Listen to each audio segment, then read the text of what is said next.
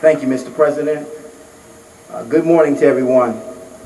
It is truly an honor and a privilege to be here, to the President, to the Board of Trustees, distinguished faculty and staff, and to the college, the graduating class of 1998.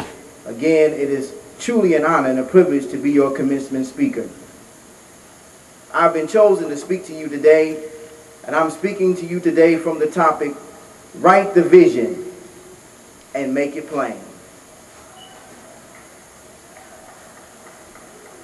We stand here on this 12th day of December 1998, adding yet another chapter to our own history books. Each of us has a separate book of which we continue adding pages on an almost regular basis.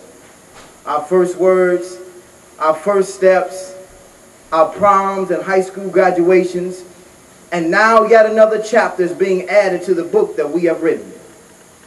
Every day we're authoring a chapter in a book that will one day be read by the whole world. Our story has its share of successes and failures. And we are authoring this book every day, and we are the editors-in-chiefs, the biographers, the publishers, and distributors of its contents. We will determine what is printed, what will make the front page, based upon the way we live our lives.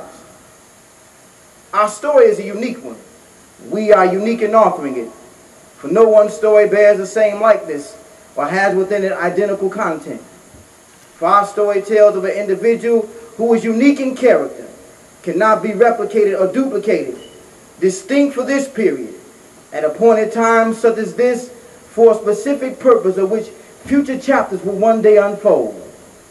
There lies in each of us the potential for greatness, something in us that cannot be pinpointed or bottled up in a jar and sold, cannot be manufactured or mass-produced for profit, but it is an intangible presence that everyone recognizes but cannot articulate. We cannot manufacture greatness, but yet there have been and still are so many that are and have yet to achieve greatness.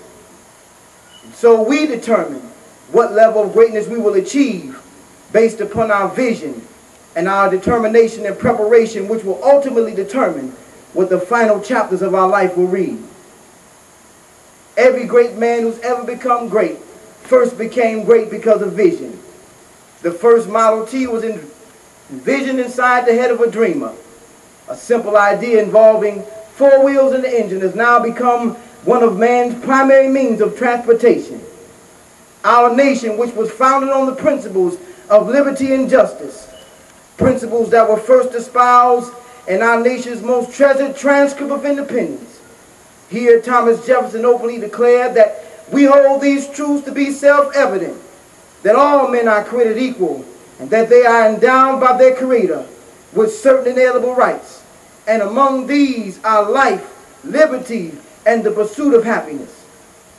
This was viewed as a necessary step for escaping the control of the British Empire. The first moonwalk began first with the simple question of, I wonder what's up there beyond the stars. And so we see that every great thing that was ever accomplished began first with a vision. And so today, as we matriculate from this place to our appointed destinations, this is not a fairy tale of sorts.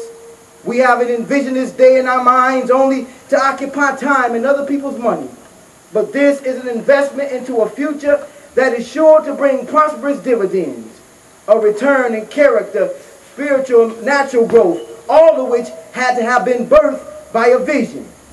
A vision that isn't satisfied until it's run its entire course. A vision that isn't effective until it's accomplished everything that it is set out to do. Vision becomes the motivational tool that builds the bridges to your tomorrows. It wakes you up in the middle of the night when thoughts of giving up have entered your mind.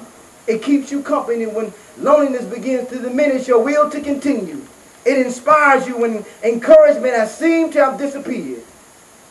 William Shakespeare, in his famous play Hamlet, in the scene where Hamlet is contemplating his own suicide, here he grapples with life's most important question. To be or not to be, that is the question.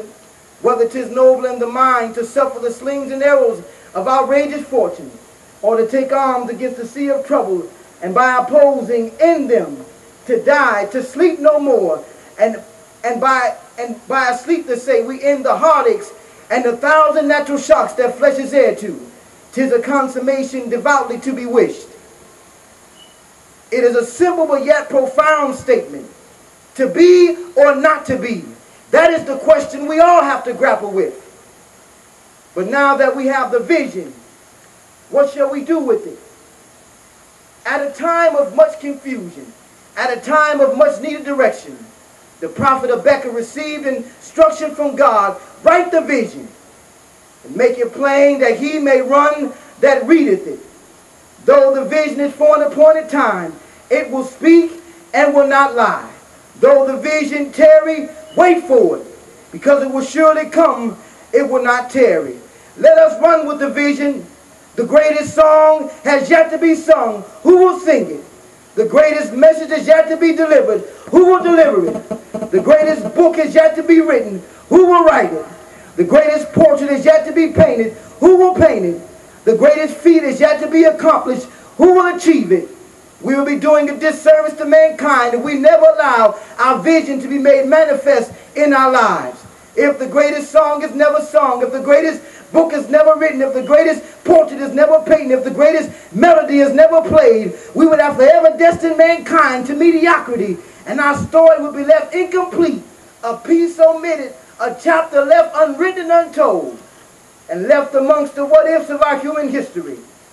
But let us embrace our one moment in time and use this time as it was intended.